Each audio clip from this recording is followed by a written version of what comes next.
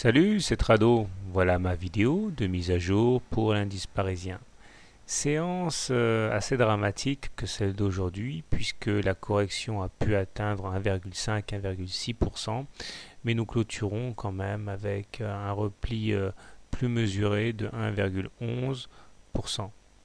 Alors la séance d'aujourd'hui est à mettre dans le contexte de ce qui s'est passé hier et avant-hier. Je signalais que nous étions à la limite de casser enfin par le haut la fourchette d'Andrews marron, mais les intervenants n'en ont pas voulu ainsi, et après que nous ayons eu côtoyé deux séances de suite les frontières de cette fourchette, et bien finalement nous décidons d'entamer une correction.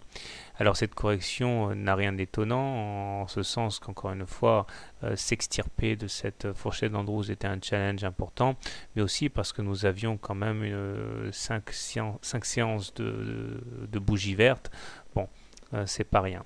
Alors, surtout que les indicateurs techniques ne se sont pas dégradés pour autant. Nous avons toujours une M7 croissante et en soutien, une M20 qui certes n'est toujours pas croissante, mais qui commence au moins à s'aplatir. Et le MACD positif au-dessus de son signal, c'est bien. Le stochastique en zone de surachat, ça fait maintenant 3 séances. Et le momentum qui continue de croître en zone positive. Donc c'est pas mal, hein, mine de rien. Alors à toutes fins utiles, il faut se rappeler que nous avons toujours cette perspective d'épaule, tête, épaule que certains ont enterré un petit peu vite eu égard la différence de hauteur entre l'épaule 1 et l'épaule 2. Mais bon, sans dire que cette épaule tête épaule est jouable, il demeure que la différence d'amplitude entre la première et la deuxième épaule n'est pas suffisante pour qu'on puisse refuser toute symétrie à la figure. Donc je pense qu'elle est toujours valable, mais elle ne sera tradable encore une fois qu'une fois cassée la ligne de coup ici. Alors je remarque également à l'aide de, enfin il peut être utile à l'aide de Fibonacci de voir un petit peu où on en est dans la correction, et on voit, et je vais zoomer pour s'en rendre bien compte, que nous clôturons sur les 23,6% de retracement de Fibonacci. C'est intéressant de voir que malgré l'attaque assez forte qu'il y a eu, eh bien une remontée sur des achats à bon compte a eu lieu, et nous terminons quand même juste sur le premier niveau. Donc on est tout à fait dans les cordes pour reprendre l'ascension. Après c'est une question de pari. Alors justement, comment trader le CAC demain ?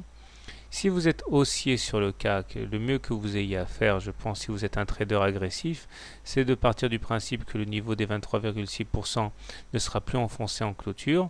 Il s'agira donc d'acheter et puis viser en intraday un retour sur le haut de la fourchette d'Andrews marron. Si maintenant vous êtes un petit peu plus placide, un peu plus conservateur, dans ce cas, attendez de voir comment on réagit au contact de la moyenne mobile à 20 séances pour acheter, le cas échéant. Pour les traders baissiers, il semble évident que le trade d'aujourd'hui, pour ceux qui ont fait ce pari, était le bon, à savoir partir du principe que la fourchette d'Andrews ne sera pas cassée. Donc il s'agira de shorter au plus proche du haut de la fourchette d'Andrews, mettre un stop loss en cas de clôture au-dessus de la fourchette d'Andrews. Objectif, en intraday la M20 ou la M7, et puis sur plusieurs jours, pourquoi pas une rotation à l'intérieur de la fourchette d'Andrews. Voilà.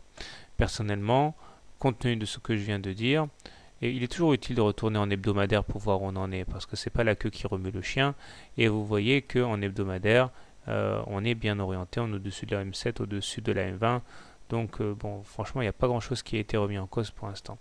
Ceci me fait dire donc que personnellement, je suis acheteur, mais sur repli. Personnellement, je vais attendre de voir ce qui se passe au cas d'un contact avec la M7 ou la M20 pour entrer. Voilà, bonne soirée. Bon trade, à demain.